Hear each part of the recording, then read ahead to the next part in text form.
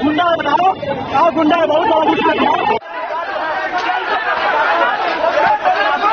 नमस्कार आदाब दोस्तों तीन बड़ी खबरें सामने आ रही है। सबसे पहली और बड़ी खबर, नागरिकता संशोधन कानून और कृषि कानून के बाद पूरे देश में मोदी सरकार एक और नया कानून लाने जा रही है और इसका विरोध गैर बीजेपी शासित राज्य तो कर ही रहे हैं, बल्कि कई बीजेपी के राज्य भी जहां पर बीजेपी की सरकार है उन्होंने भी इसका विरोध करना शुरू कर दिया है। कौन सा वो कानून है और कब यह लागू किया जाएगा और मोदी सरकार ने इस कानून को बनाने के लिए क्या वजह बताइए, ये आगे आपको विस्तार से बताएंगे। साथ ही साथ दूसरी बड़ी खबर में हम आपको बताएंगे दोस्तों, पश्चिम बंगाल के अंदर एक बार फिर से बीजेपी और टीएमसी के कार्यकर्ता और नेताओं के बीच भयंकर मारपीट का मामला सामने आया है। यहां पर टीएमसी और बीजेपी के कार्यकर्ता आपस में ही भिड़ गए हैं। किस तरह से, इसकी भी आगे आपको जानकारी देंगे। साथ ही साथ अगली बड़ी खबर में हम आपको बताएंगे दोस्तों, गोदी मीडिया अब जो है हिंदुओं के खिलाफ भी षड्यंत्र रचना शुरू कर चुकी है। हिंदुओं को भी गोदी मीडिया आपस में बांटना शुरू कर चुकी है। किस तरह से, इसकी भी जानकारी आगे आपको देंगे। उससे पहले एक छोटी सी रिक्वेस्ट आपसे करेंगे दोस्तों, इस वीडियो को ज्यादा से ज्यादा लाइक करिए, शेयर करिए ताकि ये खबरें दूसरे लोगों तक भी पहुंचे। चैनल को सब्सक्राइब करके बेल आइकन को जरूर प्रेस कर लीजिए। बात करते हैं पहली और बड़ी खबर की। जैसा कि आप सभी जानते होंगे दोस्तों कि हमारे देश में नागरिकता संशोधन कानून, ट्रिपल तलाक कानून, उसके बाद जो है कृषि कानून, यानी जब से मोदी सरकार सत्ता में आई है तब से तरह तरह के नए नए कानून देश में लागू किए जा रहे हैं। और इसी बीच मोदी सरकार ने अब आईएएस अधिकारियों को लेकर के एक नया कानून लागू करने का प्लान बना लिया है और इसका विरोध जनता ने नहीं बल्कि राज्य सरकारों ने शुरू कर दिया है, जिसमें खुद बीजेपी शासित राज्य भी शामिल है। हम आपको एक खबर दिखाना चाहते हैं, आप देख सकते हैं आईएएस नियमों में प्रस्तावित बदलाव के विरोध में अब केरल और तमिलनाडु भी सामने आ गए हैं। दोनों राज्यों के मुख्यमंत्रियों ने भी मोदी सरकार के इस नए कानून का विरोध किया है। दरअसल आपको बताते हैं ये पूरा मामला है क्या और इसका विरोध दरअसल क्यों हो रहा है। सबसे पहले हम जो आपको खबर दिखा रहे हैं, आप देख सकते हैं, आपको बता दें कि अब केंद्र सरकार जो है मौजूदा नियमों के तहत आईएएस अधिकारियों की जो नियुक्ति है या उसमें जो अभी नियम बने हुए हैं उसको अपने हिसाब से बदलना चाहती है। और नियमों के तहत अखिल भारतीय सेवा यानी आईएएस के अधिकारी और जो है भारतीय पुलिस सेवा यानी आईपीएस और भारतीय वन सेवा के अधिकारी एक कैडर के रूप में एक राज्य या छोटे राज्यों के समूह से जुड़े होते हैं। ये अधिकारी उसी कैडर में तब तक सेवा देते हैं जब तक वे केंद्र सरकार में सेवा का विकल्प नहीं चुनते। यदि वे इस विकल्प का प्रयोग करते हैं तो संबंधित राज्य को, यानी उससे जो मिला जुला राज्य है, उसको केंद्र द्वारा पोस्टिंग के लिए विचार किए जाने से पहले उनके अनुरोध पर सहमत होना होता है। लेकिन अब इस नियम को मोदी सरकार बदलना चाहती है और बदलकर क्या करना चाहती है ये भी आप सुन लीजिए। यह संशोधन किसी भी, यानी कि मोदी सरकार इस कानून में जब बदलाव करेगी तब क्या होगा, यह संशोधन किसी भी आईएएस अधिकारी को केंद्रीय प्रति नियुक्ति पर जो है जनहित में एक निर्धारित समय सीमा के भीतर बुलाने की शक्ति देता है। यानी कि मोदी सरकार जब चाहेगी उस अधिकारी को बुला करके राज्यों को छोड़ करके अपने अंडर में ले सकती है। यदि राज्य अधिकारी को कार्यमुक्त करने में विफल रहता है तो उसे केंद्र द्वारा निर्धारित नियत तारीख के बाद अपने आप कार्यमुक्त माना जाएगा।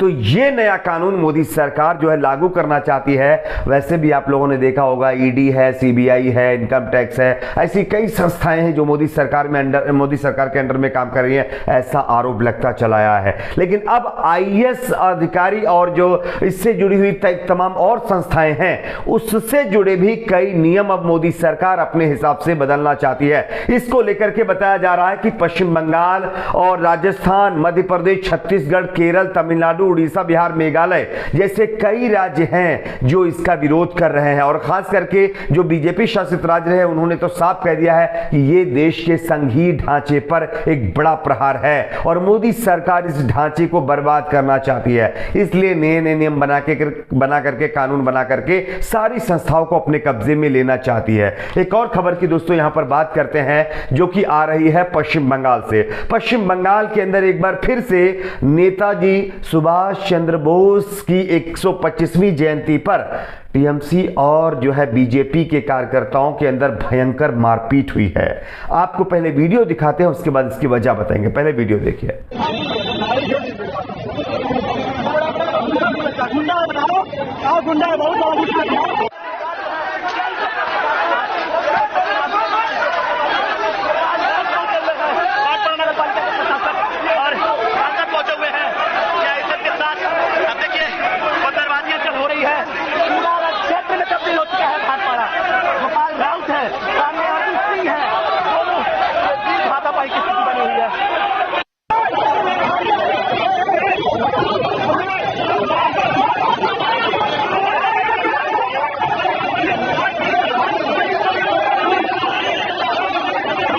तो जैसा कि दोस्तों आप लोगों ने इस वीडियो को देखा, इस वीडियो में नेताजी सुभाष चंद्र बोस की 125वीं जयंती मनाने के लिए बीजेपी और टीएमसी के कार्यकर्ता जो है आमने सामने आ गए।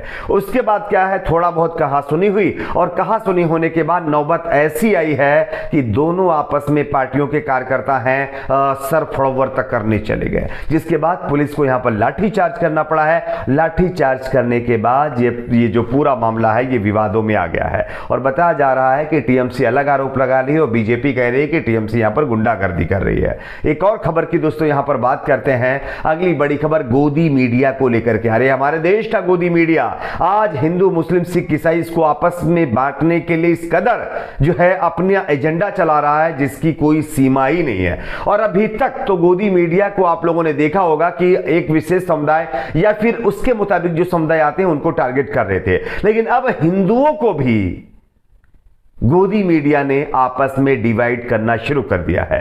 आपको हम एक खबर दिखाते हैं, आप इस खबर को देखिए। जी न्यूज के मुताबिक जाट अब हिंदू नहीं रहे हैं। जानकारी के मुताबिक अब जाटों को इस चैनल के मालिक बीजेपी मुंहतोड़ जवाब देने की जरूरत है। हम हिंदू हैं लेकिन आप हिंदू नहीं है, ऐसा कहते हुए एक यूजर ने इस जो है जी न्यूज के कार्यक्रम को पोस्ट किया है। आप देखिए पश्चिमी यूपी का ये समीकरण बता रहे हैं, लेकिन समीकरण के अंदर हिंदू 72%, मुस्लिम 26% और जाट 17%, यानी कि हिंदुओं की जो 72% आबादी इन्होंने पश्चिमी यूपी में दिखाने की कोशिश की है उसमें से जाटों को हटा दिया है। जाट को अलग 17% ये लोग दिखाने की कोशिश कर रहे हैं। इसको लेकर के तमाम सोशल मीडिया पर लोग कह रहे हैं कि गोदी मीडिया ने अब हिंदुओं को भी आपस में बांटने का अपना एक प्लान तैयार कर लिया है। अब आप समझ सकते हैं कि गोदी मीडिया जब इस तरह की रिपोर्टिंग और इस तरह की जो है शोज चलाएगी तो देश में भाईचारा एकता का क्या होगा। आपकी अपनी क्या राय नीचे कमेंट बॉक्स में जरूर बताइए। दोस्तों इस वीडियो को आप सभी से रिक्वेस्ट है ज्यादा से ज्यादा शेयर करिए और चैनल को सब्सक्राइब जरूर करें। आज के लिए इतना ही, मिलते हैं कुछ और खबरों के साथ।